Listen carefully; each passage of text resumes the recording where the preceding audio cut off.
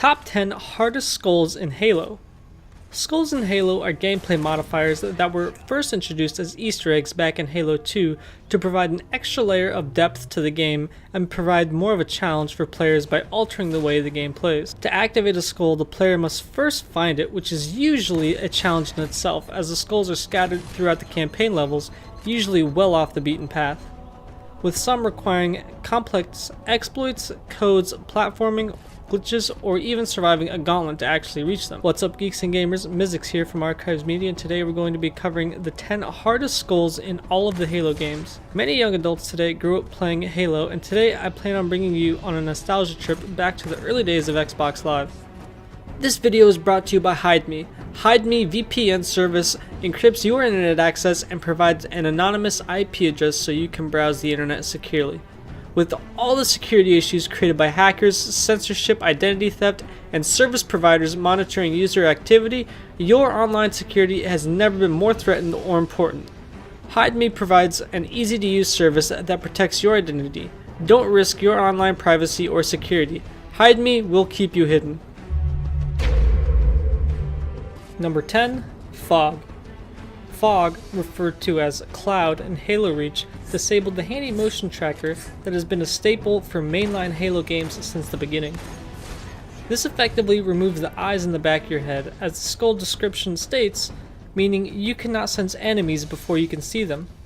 This skull is most often used by players on the flood levels to heighten the sense of fear as you are unaware of the enemies sneaking up behind you. Although experienced players can easily overcome this, overall, this skull removes a helpful feature in the game, but nothing more, so it provides some challenge, but doesn't really affect the gameplay all that much. Number 9. Tilt.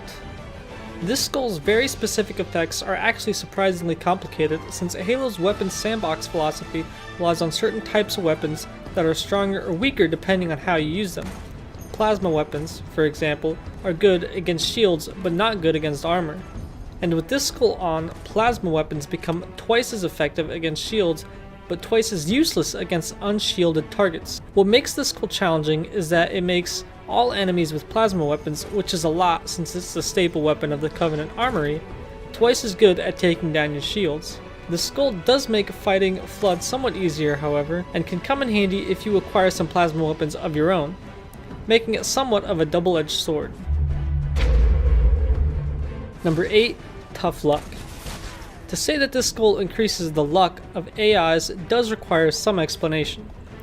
Technically, this skull modifies AI behavior so that they are much more effective at dodging grenades, vehicles, and basically any form of slow-moving threat, whilst also making it far more likely that enemies will enter an enraged state. This does create the impression that the enemy AI is just ridiculously lucky.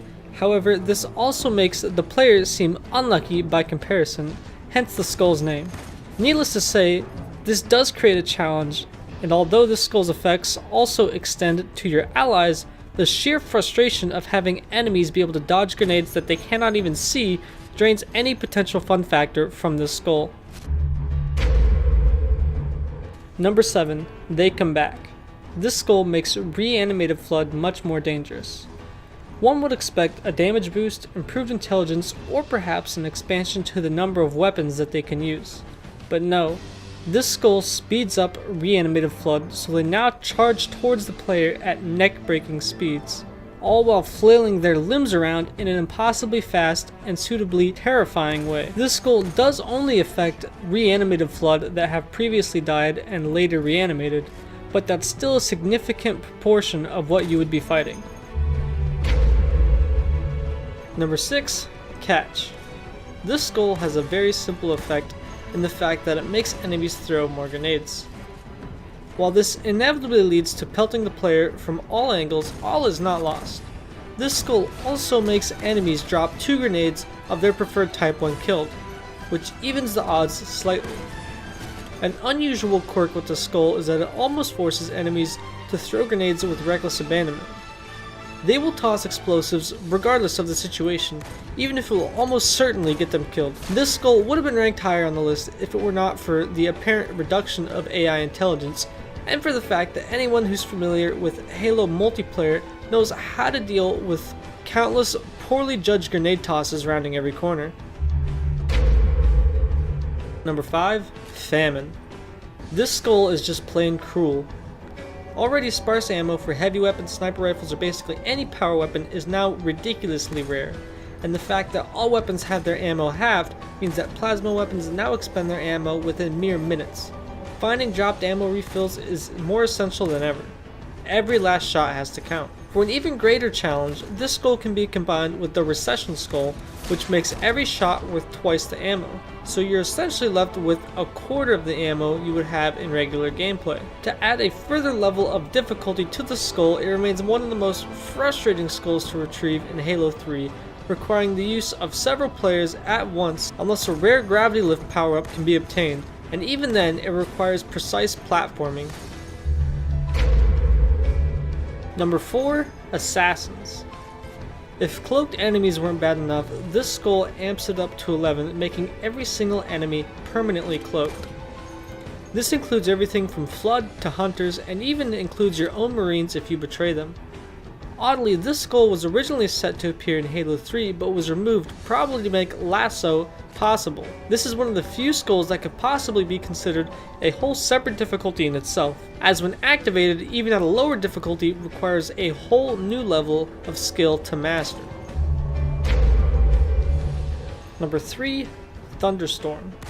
This skull does come in handy since its ability to promote allied elites to their highest rank in missions where they are available.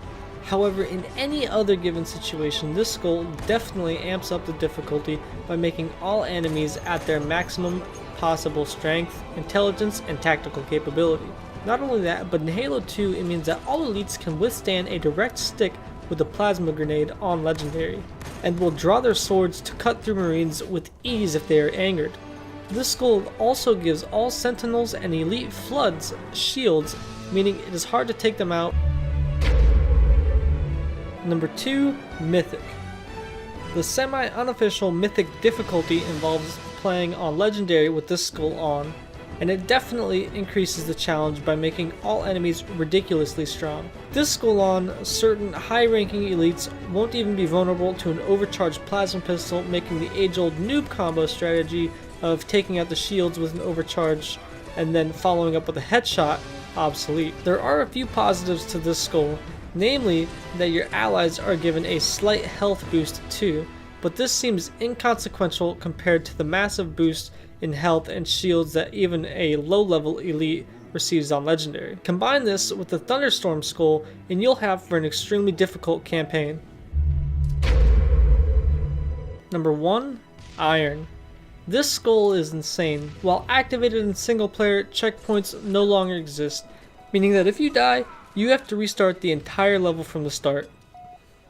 This skull has almost certainly been responsible for the destruction of more Xbox controllers than any other Easter egg in the history of the console, because it makes every single level an unforgivable rage fest on Legendary. Don't think co-op will save you either. While checkpoints do still exist with the Iron Skull on in co-op mode, the death of any player reverts everyone to the last checkpoint, making teamwork and strategy essential. To make matters worse, most of the Halo Reach weekly challenges, Xbox achievements, or maximum scoring records require the use of the Iron Skull, such as the Vidmaster Annual Achievement, which requires 4 players to complete the final level of Halo 3 on Legendary in separate ghosts, so if any single player falls off the crumbling walkways, everyone is hurled back to the last checkpoint. I remember spending the whole weekend as a kid with 3 of my friends just trying to get this one achievement. I hope you enjoyed the video. If you made it this far, maybe I earned a subscription. I've been having a lot of fun playing the Halo Master Chief Collection, so if you want more Halo content, let me know because I'd be happy to make it, and subscribe to unite against the Normie Alliance.